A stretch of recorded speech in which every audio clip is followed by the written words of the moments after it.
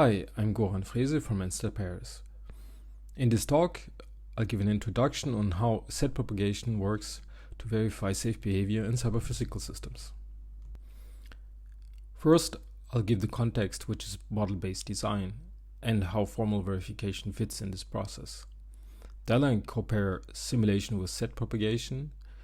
I'll introduce the hybrid system paradigm and list the set propagation operators that are necessary. Finally, I'll conclude. This is the model-based design process in industry illustrated on a V model. Starting from higher level requirements, one builds high-level models, details those models to a lower level, and finally to the implementation. Afterwards, there's tests that check whether the system satisfies the specifications which correspond to the models on different levels.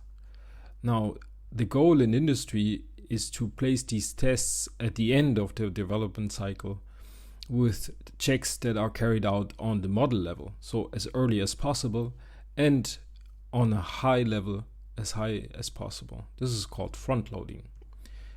And this is where simulation and verification on high level models like the ones that we discussed today comes in. The question that formal verification tries to address in model-based design is how to guarantee the absence of bugs, instead of just finding some bugs, but maybe not all of them. The difficulty is, in our case, that we have a continuous dynamic system that is subject to bounded uncertainty, for example, in the parameters or noise, and that there are discrete events. We talk about this later on. We use methods that are inspired from formal computer science, such as abstract interpretation, model checking, and compositional analysis. A little example. Take this helicopter that is controlled to reject wind disturbances. We have a 28-dimensional model of this helicopter that includes the flight dynamics and that is stiff and highly coupled. So, assume you've built the controller. How do you check that it works? The standard industrial practice is to simulate the system, meaning that you pick an initial state of the system and you compute a trajectory that corresponds. Here in this image, we show the vertical velocity of the helicopter and you want to check whether it remains below this red bar over time. Now, this is the case for the shown trajectory. The question is, what happens if you start from a different initial state? So let's say we pick 1,000 different ones, each one gives a different trajectory. And so we see that some of the trajectories actually approach the red line, but we still don't know whether there is not one of these that actually exceeds it. With set propagation, we don't compute just a single behavior. We can start from a whole range of initial states. A dense set, so technically, it contains an infinity of trajectories.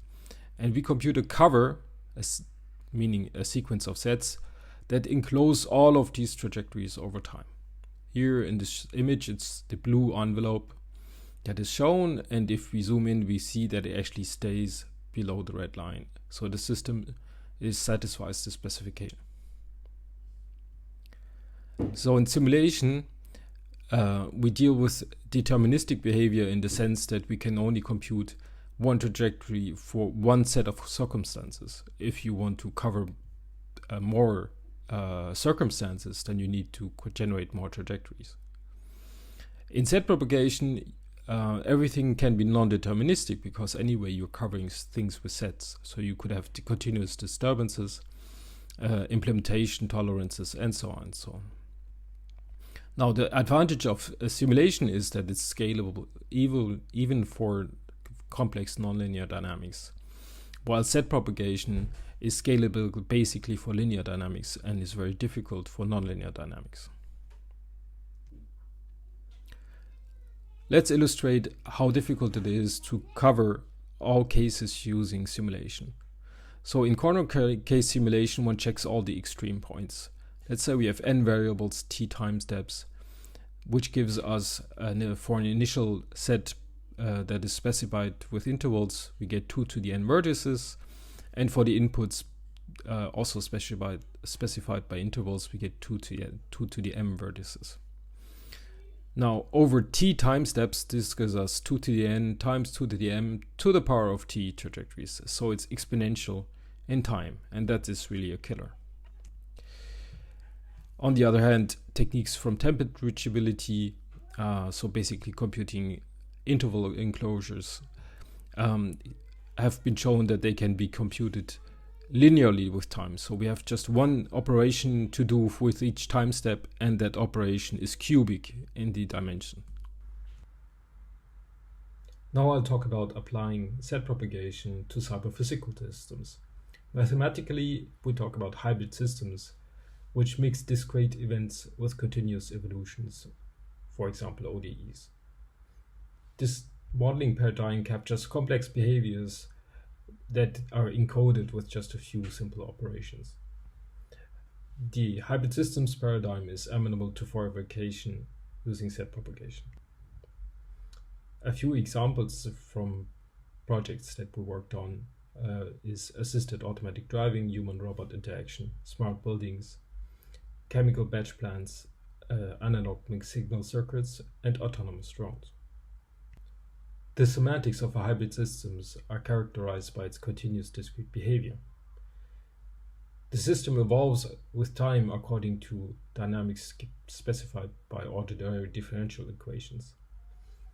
The dynamics can switch instantaneously, and the state can jump instantaneously. So we get an alternation of trajectories here shown in blue, and then the state can jump to some new state, and then time continues to elapse. The simplest model of a hybrid system is the bouncing ball. So we have a ball with a certain mass, and it's held at a certain height, and when you let go, the ball falls to the ground, and the ground repels the ball bounces back up, and so on.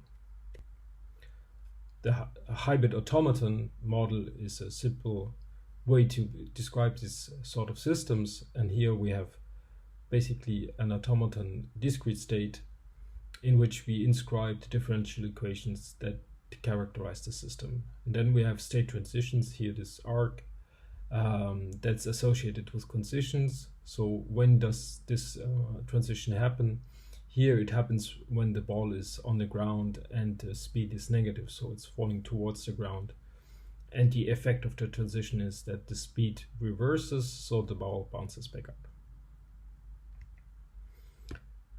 The discrete state is often called a location. Then there's conditions that describe when one is allowed to stay in this location. So here the invariant is that we are always above ground, and the ordinary differential equation is called the flow. So here is a illustration of what happens with the ball when you let it go. It falls to the ground, it bounces back up, and so on. And you see the alternation of continuous trajectories and then instantaneous jumps. In the velocity plot on the bottom, you see that there is a discontinuity. When the ball hits the ground, the velocity changes sign, and so you get a discontinuity there. Now we look at these trajectories not over time, but in the state space, meaning we have the position x on the vertical axis and the velocity. On the horizontal axis, it's the exact same trajectory, so it falls to the ground, then bounces back up, and the sign change here introduces a discontinuity. Now this state space view has one advantage, and that is we can draw it over infinite time, right? So we can plot all the pixels that we get if the ball bounces infinitely often. Now in set propagation or reachability, we do the exact same thing, but for a whole set of initial states instead of just one state. So we get these bundles of trajectory. This is also called the flow pipe. And then we have to identify the states that can jump, okay, to compute the image with respect to that jump, and then propagate again by solving the ordinary differential equations to get bundles of trajectories. So Here's a case study that's a little bit more complicated than the bouncing ball. It's an electromechanical brake that we looked at together with Bosch. So there's an electric motor that moves the brake caliper towards the brake disc, and you want to be sure that the braking force is large enough when the brake is activated within a given time frame. And now the thing is that the control of this electric motor is supposed to take place on a multi-core processor, so there's scheduling involved, and there are certain guarantees on the scheduler that vary with time. And the question is, do you always execute the control code enough to allow this brake to close? And there's a simple automaton model that captures the scheduling here, so in terms of the times where the control code is executed. And we put this together with a physical model of the plant and the control code.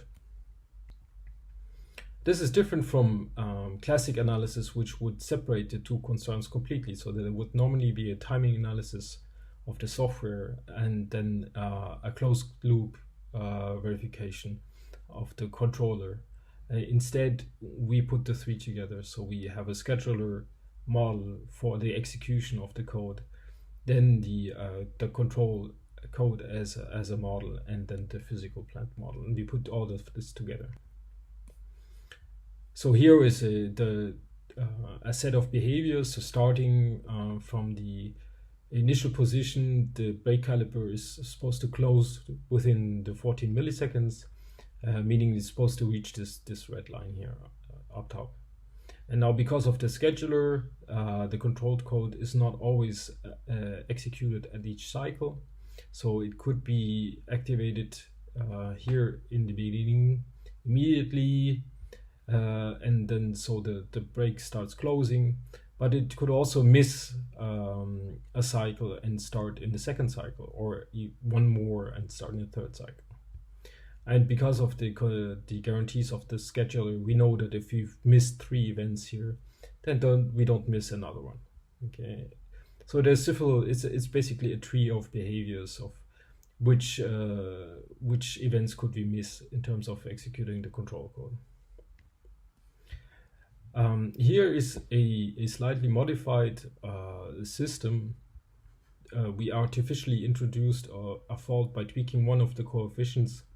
And what's interesting about this is that out of this tree of behaviors that we get, there is only one branch that fails, and it fails catastrophically, meaning that the brake actually never closes. It gets close to the closing target, but then it goes back away from it.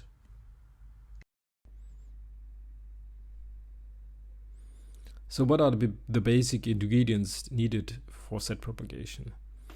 We start from an initial set R0 and then carry out a fixed point computation where at each step you compute the post operator, meaning the successor states for our current set, and then add this to the current set to get this reachable states for the next step. And the goal is to have this eventually converge to a fixed point. There are 2 types of post operators in our hybrid system. One is the time elapse, which we can compute either with fixed or variable time step. And the other is the image of the discrete transitions. So in the fixed point computation, we accumulate new states that we add to the reachable states. And we want to check whether at some point we terminate. So we need a containment check and an emptiness check. So you can look at this as a tree. So starting from the root node, which is our initial set, we compute the successor states, and this would span an infinite tree. Now, if in one of the nodes we can show that the set that it represents is actually a subset of one of the other states, we don't need to follow that tree, and so this prunes it and turns it into a finite tree. Okay, so sometimes the successor state can be empty. For example, if one of the jump conditions in a discrete transition is not satisfied. and sometimes they can be contained in previously visited state. So ideally we end up with a finite tree in the end. Finally, oftentimes we wish to intersect with bad states to see if undesired behavior is present in the system.